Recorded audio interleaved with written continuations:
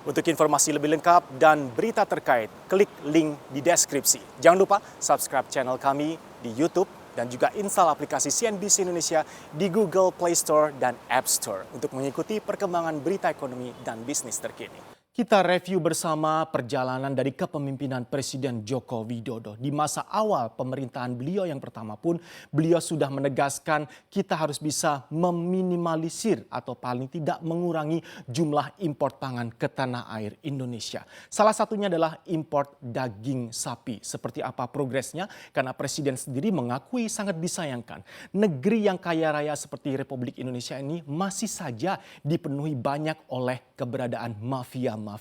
Ada mafia minyak, mafia beras, sampai ke mafia haji dan ada mafia daging. Siapakah sebenarnya dimaksud dengan mafia daging? Dan dari awal pemerintahan Jokowi hingga sekarang, apakah keberadaan mafia-mafia termasuk mafia daging ini masih banyak jumlahnya dan bahkan bercokol semakin kuat? Kita bahas bersama, benarkah ada mafia yang permainkan harga daging? Kata-kata mafia daging ini bermula dari rapat dengar pendapat antara Budi Waseso dari Bulog dalam rapat dengar pendapat dengan anggota Komisi 4 DPR RI.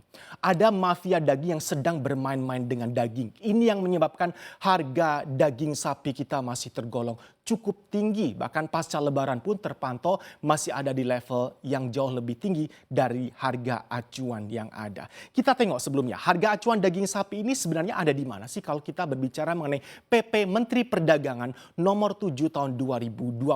Disyaratkan sendiri oleh pemerintah sebenarnya melalui PP dari Menteri Perdagangan nomor 7 2020 ini, acuan pembelian untuk daging, ini daging sapi kita khususkan ya, acuan pembelian di tingkat petani dan penjualan di tingkat konsumen untuk acuan daging sapi di tanah air ini rata-rata berkisar antara rentangnya Rp80.000 sampai Rp105.000 per kilogram. Ini sudah ada acuannya. Rentangnya juga ada di putaran ini. Tetapi mengapa harganya melonjak bahkan sampai dekat ke Rp150.000 per kilogramnya di DKI Jakarta akhir-akhir ini. Bahkan lepas lebaran sudah lewat. Ini harga acuan sebagai gambaran buat kita. Harusnya ada di berapa?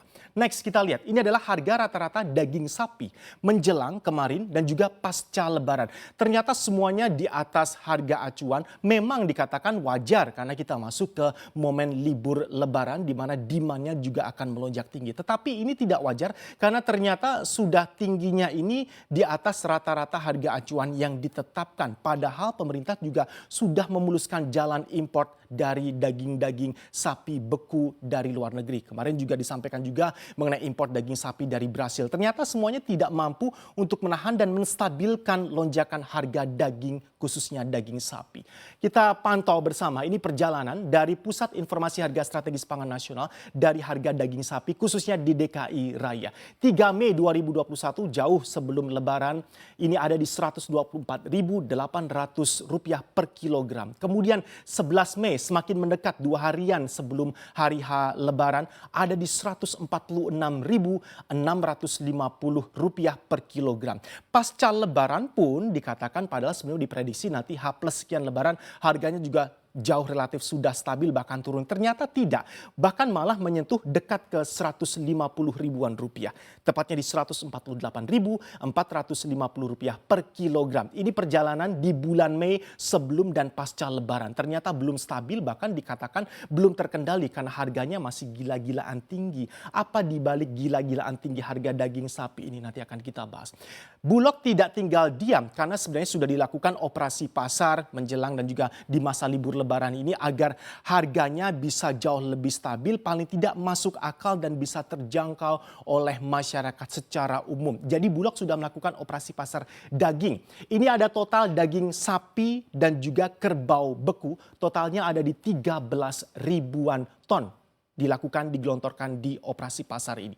Harga yang dibanderol di operasi pasar ini untuk daging sapi beku import ada di harga Rp90.000 per kilogram. Kemudian daging kerbau beku import di Rp80.000 per kilogram. Tentu saja dari sisi demand masyarakat Indonesia lebih banyak mengkonsumsi daging sapi dibandingkan daging kerbau. Bahkan di operasi pasar ini pun terpantau permintaan paling tinggi masih di daging sapi beku import. Apakah membantu? Iya, kalau kita berbicara dari kalimat Budi Waseso di Bulog Bulog, operasi pasar ini membantu karena banyak masyarakat yang akhirnya bisa membeli harga daging sapi yang terjangkau di bawah Rp100.000 dan ini dekat dengan angka harga acuan yang sudah ditetapkan oleh peraturan Menteri Perdagangan tadi. Tetapi meskipun ini diakui membantu, masyarakat banyak yang bisa membeli daging di bawah 100 ribuan rupiah per kilogramnya.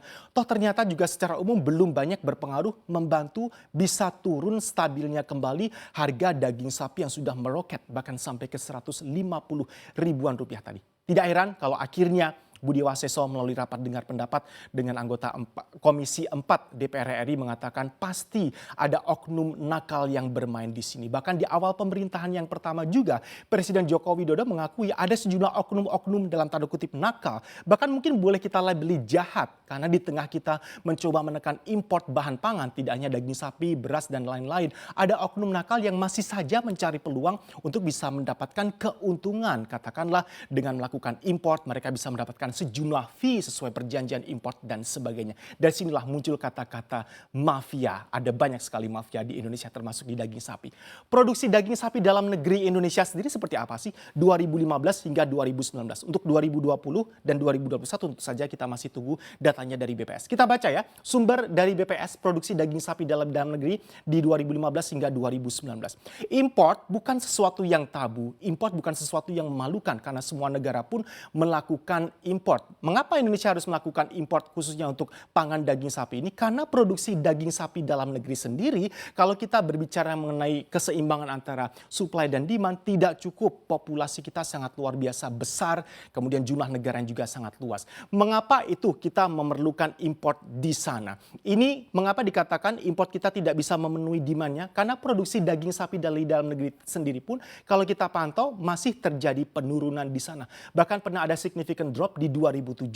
Ini semuanya dalam ton. Kita lihat 2015 ada 506 ribuan ton. Kemudian melonjak ada peningkatan di 2016 518.484 ton. 2017 ada penurunan langsung signifikan di 486.319 ton. Kemudian 2018 497.971 ton dan terakhir di 2019 menurun lagi dibandingkan dengan tahun sebelumnya di 490.420 ton dan sepertinya 2021 angkanya juga masih menunjukkan tren penurunan yang hampir sama. Di sanalah sebenarnya bukan hal yang tabu kalau kita masih melakukan impor. Tetapi importnya ini sejauh mana dan apakah juga sudah imbang dengan harga yang akhirnya terbentuk. Siapa sebenarnya di balik pembentuk harga bisa sampai setinggi ini? Karena Bulog sendiri melalui Budi Waseso mengatakan bukan kami yang mempermainkan atau menentukan akhirnya harganya sudah tinggi sekali sampai ke 150-an ribu rupiah per kilogram. Bahkan kami pun sudah melakukan operasi pasar untuk menyimbangkan harga dan ternyata masih belum berpengaruh. Next, inilah yang coba kita bandingkan ya. Di balik tingginya harga daging, ini statement dari masing-masing baik Bulog maupun dari Kemendak. Budi Waseso, Dirut Perum Bulog di rapat dengar pendapat tadi menyampaikan kenaikan harga daging ini karena ada campur tangan mafia. Karena apapun sepertinya upaya yang Bulog coba lakukan untuk menstabilkan dan mencoba membuat harga jauh lebih masuk akal ternyata it doesn't work. Belum juga berhasil. Oke Nurwan, Dirjen Perdagangan Dalam Negeri dari Kemendak pun juga mengakui ada perilaku pedagang yang memanfaatkan momentum Lebaran untuk menaikkan keuntungan. Sehingga wajar jika harganya naik menjelang Lebaran. Tetapi masalahnya sekarang pasca Lebaran pun harganya masih bertengger di harga yang lumayan tinggi, 150-an ribu rupiah. Karena dari Kemendak mengatakan ada perilaku pedagang yang memanfaatkan momentum Lebaran untuk menaikkan keuntungan. Dan ini perlu intervensi untuk mengurangi spekulasi. Tapi kita saksikan bersama ya, kita monitor sampai sejauh mana pasca Lebaran. Kalau memang ini ada perilaku pedagang yang memanfaatkan momentum Lebaran untuk menaikkan keuntungan, akan bertahan berapa lama? Karena Lebaran juga sudah lewat, harganya masih tinggi juga. Yang jelas Budi Waseso mengatakan